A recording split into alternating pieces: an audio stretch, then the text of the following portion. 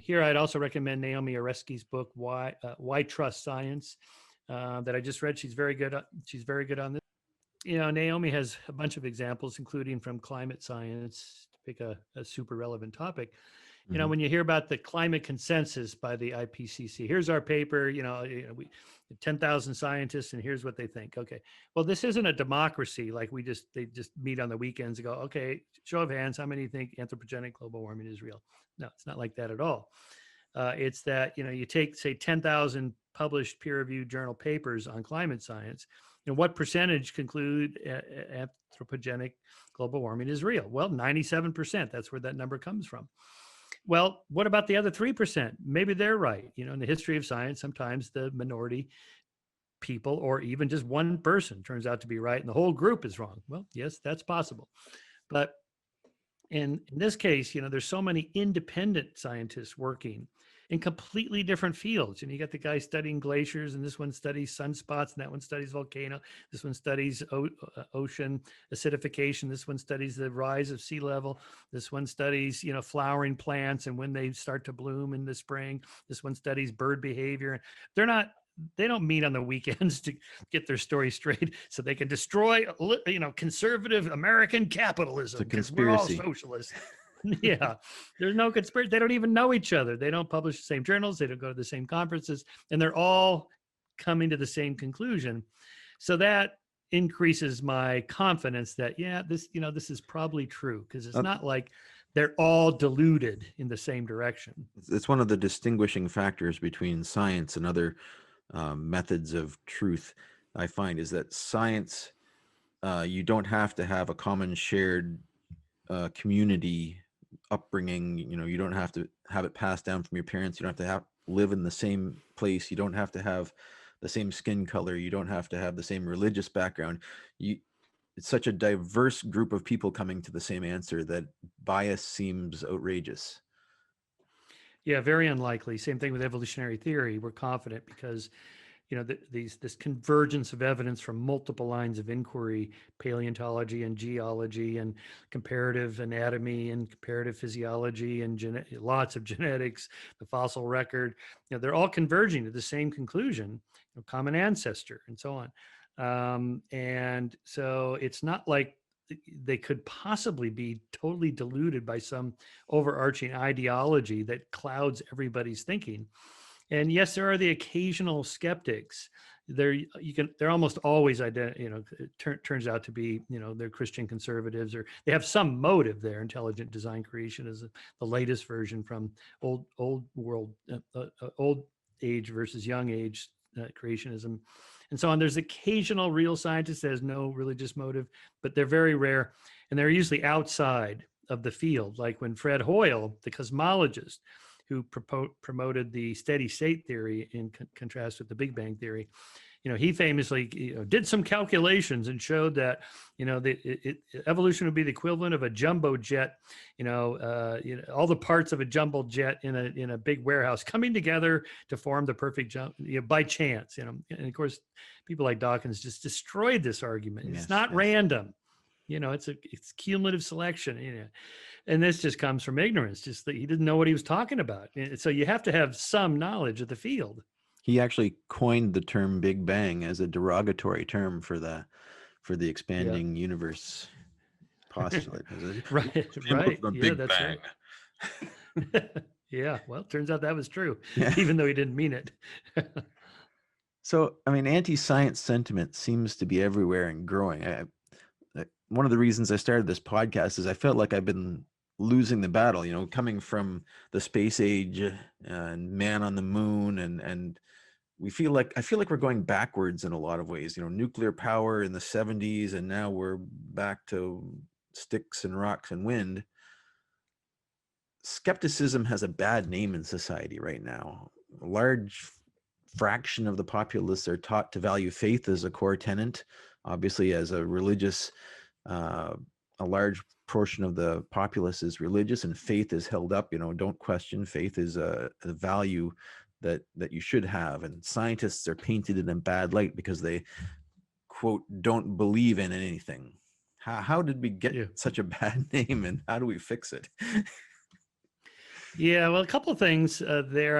I think on the plus side of things, most people are not anti-science, even those who we call anti-science because they deny global warming. Say, it's almost always just one particular hot button issue that bugs them. In the case of climate sciences, conservatives who hold, kind of free market economic policy, libertarian economic policy, and they feel like this is going to be a curb on economic growth and so on. Hmm. Nothing to do with the science. It's just like, oh my God, if this is true, then the libtards are going to pass all this legislation and ruin our economy, right? Um, but they go to doctors, they fly in planes, they accept the germ theory of disease, and so on, and so it's not just anti-science across the board. Almost everybody has a particular hot button issue. Christians with evolution say, only certain denominations, by the way. Most other religions have come around to accepting evolution, including Catholics. Mhm. So it's usually just focused on one thing. So there we can target that one thing and get them to accept the science without having to give up their core belief, because they're not going to give that up. So the example I use, if you give somebody a Christian who's worried about evolution, if you make them choose between Darwin and Jesus, they're not picking the down of sage. They're not picking the English naturalist. He's out, right? Because he doesn't offer eternal life. So you just have to take that off the table. Look, this evolutionary biology has nothing to do with religion, faith, nothing like that. Yeah, and here, read Francis Collins' book, The Language of God. He's a staunch defender of evolutionary theory. He's almost as articulate as Richard Dawkins, not quite, because nobody is, but he's good. It's a staunch defense of evolutionary theory, mainly through genetics. He was the head of the Human Genome Project. His credentials are pretty good, and he's an evangelical Christian. So there, I use the kind of team politics angle. He's on your team. He's a major player on your team. He's head of the National Institutes of Health. He's a major figure, and he totally accepts evolution. And that always gives people a start, like, oh, huh, all right. Hmm. So I guess I can accept the science without giving up my Christian beliefs. Yes, you can. Okay. Well, I'll take another look at that, right? And you have to do that.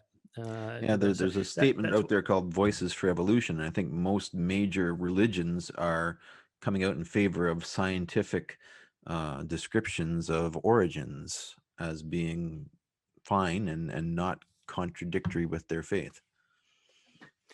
Yes, that's right. So Francis has an organization called Biologos, which is theistic evolution is their approach. So it's kind of a God-directed evolution. In other words, they accept all aspects of evolution, except maybe the moral values come from evolution. I think they don't accept that. Although a lot of liberal, left-leaning evolutionary biologists don't accept that either. They feel it's entirely cultural. That's a separate issue. But for the someone like Francis Collins, the whole thing is directed from on top. Not that God tinkers with every species, every newborn. That God designed the laws of nature to unravel and I should say unfold as they do. The original meaning of embryology is unfolding, Uh-huh. including embryological unfolding, would be itself just kind of built into the laws of genetics, Hmm. say in this example, and building proteins from DNA and so forth. That all just happens naturally because that's the way God designed it. So therefore, you don't have to give up anything. And Darwin made a similar argument in the second edition of The Origin of Species. He addressed the challenge to theism claims made against him, saying, I don't see why everybody's upset about this. In Newton's time, they were worried about Newtonian mechanics, taking God out of the picture. But in fact, most people came to accept the fact that, well, that's how God creates solar systems. He uses gravity. We don't Oh, need okay. angels to push the planets around in their orbits anymore. That's right. Yeah. The whole system just runs itself, the mechanical clockwork. And maybe that's how God is the diversity of life. He used natural selection and sexual selection. Oh, okay. So that is a clever strategy. I mean, Darwin didn't believe that, but that's a strategy you could use. And it's not anti-science to think that. It's just, it's a different level of analysis. It has nothing to do with science. Hmm. I think that there seems to be in society a huge resurgence in magical thinking, though. I mean, it's not that necessarily people are anti-science. Maybe they just don't think of it. But I mean, back in the mid 20th century, science was trusted and superstitious woo was generally dismissed, in my opinion. I mean, my anecdote for this is Scooby Doo. If you ever watch Scooby Of Doo, course I know the Scooby. Of course I cartoon, love I Scooby. love that cartoon as a child. And they always unmasked the villain. It was always someone who had a reason to be dressing up as a ghost. Well, then I watched it. Right. They had a reboot, and my kids were watching it, and there was real ghosts, and it was Really? yeah, Oh no, yeah, there were real Scooby. superstitious stuff going on and ghosts, and I was like, Oh what no, the I'm so heck? They've sorry to hear ruined it, that. and Well, and maybe, this who is knows? I mean, whoever the writers are, maybe they got swept up by some new age movement or something. I don't know. The trend lines, the polling data is very inconsistent about this. That is to say, since like the 60s, are paranormal beliefs going up or down? Well, it depends on which poll you're looking at and which claim is being analyzed. Some go up, some go down. And so we have the Skeptic Research Center now that we're funding, and have a couple of my ex-graduate students, now professors, running this. And we're launching this year in 2021 a big study on this, try to figure out what is exactly people believe, because it's hard to say, because it also depends very much on the wording that you use, to what extent people believe it. If you say, is it possible that there could be something to this claim? Yeah. Oh, the average person will go, yeah, I guess I'll tick that box. Versus, do you think this is exactly what happened? Well, no. So the wording very much determines what you're going to capture there. Aside from, is it a statistically random sample from the population? Is your N large enough to be representative? And so on and so forth. Of course, you do all that. That's expensive to do, by the way. I'm spending something like, not me, the skeptics, about I think it was like $30,000 to conduct a really good study on this. wow. With like an N of like I think it was like an N of 20,000 over the course of 4 different big studies we're conducting in the next 6 months. And this another pressure on how science is done. It just takes money to really do it right. You got to make sure that you're getting what you got to run some trial studies of the questions. In my mind, when I ask, do you think QAnon is real? Say, for example, is the person reading it, are they thinking the same thing I'm thinking? Because maybe they're not thinking that. Maybe they're thinking something completely different.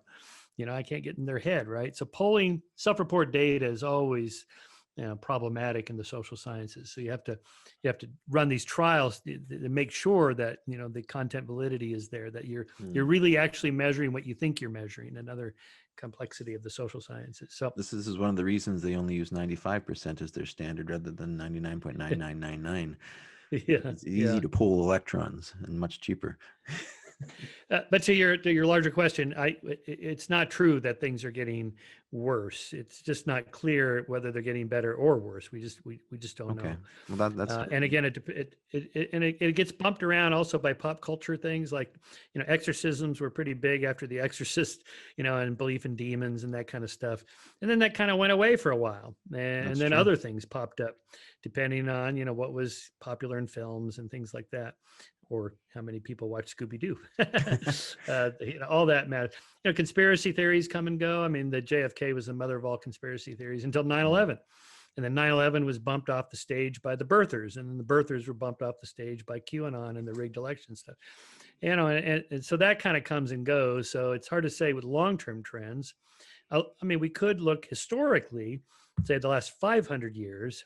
And, when you read historians' accounts of what people believed, say in 1500, it was pretty superstitious. I mean, almost pretty much everybody believed, of course, in God, but not just God and demons, and not just demons, but witches. And there was even a scholarly discussion about this.